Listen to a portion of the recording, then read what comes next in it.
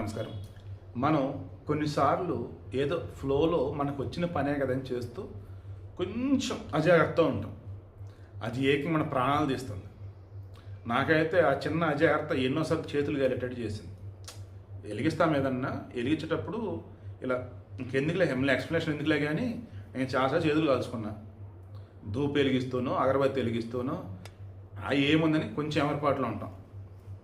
ఇది ఎందుకు చెప్పాను నేను? ఒడిస్సాలో మయూర్భంజ్, అక్కడ దిగి అని చెప్పేసి ఒక ఊరు. అక్కడ అవినాష్ బిజూలి అని చెప్పేసి చేపలు పట్టే అతను వాళ్ళ ఊరిలో చెరువులో చేపలు పట్టడానికి వెళ్ళాడు. వలేసాడు, చేపలు పట్టాయి, తీశాడు. అలా తీస్తున్నప్పుడు తీసి పక్కన వేసుకొని ఉండాలి కదా. అలా ఓ చేపను ఏం చేశాడంటే మరి ఎలా పెట్టాడు ఏంటో తెలియదు, నోట్లో పెట్టాడు. బతికున్న చేప ఆటోమేటిక్ కదలాడిద్ది. నోట్లో పెట్టి 2 చేతులతో మళ్ళీ పట్టుకున్నాడు. నోట్లో పెట్టుకున్నాడు కదా, అది కదిలాడి నోరు తెరిచాడు. నోట్లో ఉండి ఆల్రెడీ అది కదులుతూ ఉంటే ఆటోమేటిక్ ఓపెన్ అయింది. నోరు ఓపెన్ అయింది, గొంతులోకి వెళ్ళిపోయింది.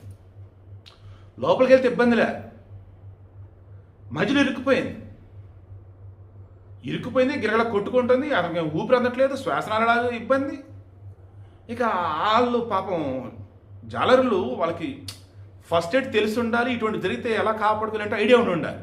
మరి అక్కడ ఎవరు అరగ ప్రయత్నం చేయలేదు, ఎందుకంటే ఆసుపత్రికి పట్టుకెళ్ళారు. మరి ఐఎమ్ షూర్ డాక్టర్లు కాపాడటానికి ట్రై చేసి ఉంటారు, కానీ ఇన్ టైంలో అయితే వైద్యం అంది ఉండకపోవచ్చు, డిలే అయింది. దాంతో పాపం ఆ పిల్లోడు చనిపోయాడు. వాళ్ళు ఇప్పుడు ఏమంటారు, మేము ఇన్ టైంలో ఆసుపత్రికి తీసుకొచ్చాం, బట్ మాకు ట్రీట్మెంట్ సరిగా చేయలేదు, దాంతో మా పిల్లోడు చనిపోయాడు, డాక్టర్లదే బాధ్యత అంటారు. లేదు వాళ్ళు రావడం లేట్ వచ్చారని చెప్పేసి వీళ్ళు అంటారు. సో ఓవరాల్ నేను చెప్పేది ఏంటంటే, దయచేసి మనం రెగ్యులర్గా చేసే పనులైనా ఏ వస్తువు ఎక్కడ ఉండాలో, దేంతో పడుకోవాలో అది మాత్రమే చేయండి ప్లీజ్. అవినాష్ అన్యాయం చనిపోయాడు.